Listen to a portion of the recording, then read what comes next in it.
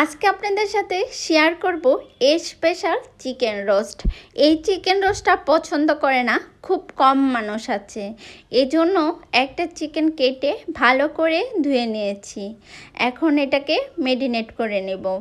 এজন্য দিয়ে দিব 1 চা চামচ হলুদ গুঁড়ো, 1 চা চামচ ধনিয়ার গুঁড়ো, স্বাদ মতো লবণ দিয়ে 10 মিনিটের মতো মেরিনেট করে নেব। এখন কিছু পেঁয়াজ আমি পেস্ট করে নিব আর কিছু পেঁয়াজ বেরেস্তা করে নেব।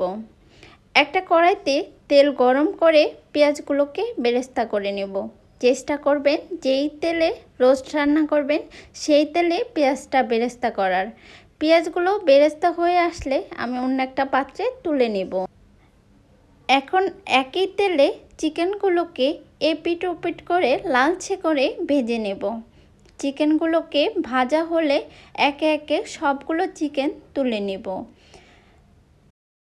সবগুলো চিকেন ভাজা হয়ে গেছে। এখন তেলের ভিতর কিছু পেঁয়াজ কুচি দিয়ে দিব তেজপাতা, লং, এলাচ। এখন একে একে সবগুলো মশলা দিয়ে দিব পেঁয়াজের পেস্ট, দিয়ে দিব আদা বাটা 1 টেবিল চামচ, দিয়ে দিব কাঠবাদাম বাটা 1 টেবিল চামচ, দিয়ে দিব টক দই 1 টেবিল চামচ, দিয়ে দিব 1 কাপ লিকুইড দুধ দিয়ে ভালো করে মশলাটা 5 মিনিটের মতো কষিয়ে নেব।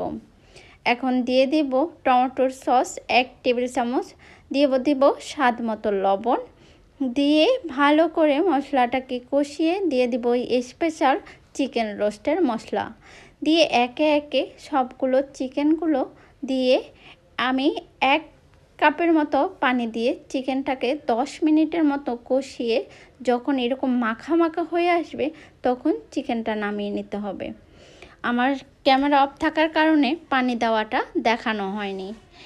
তৈরি হয়ে গেল স্পেশাল চিকেন রোস্ট। দেখতে অনেক ইয়াম্মি হয়েছে না? খেতেও অনেক ইয়াম্মি হয়েছে।